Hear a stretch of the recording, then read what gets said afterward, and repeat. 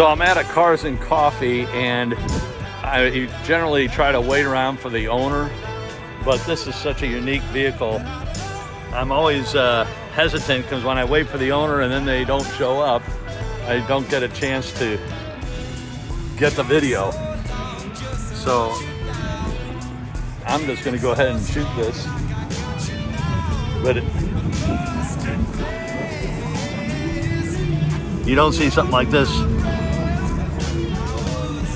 ever, really.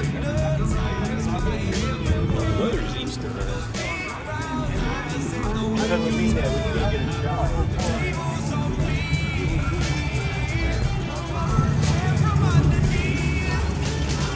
Well, he's got light kits, light bars.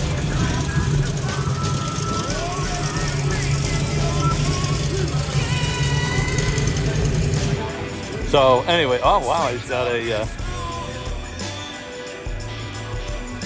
winch up front. Just a lot of stuff you wouldn't think of. But I had to shoot it just because I didn't want to miss out.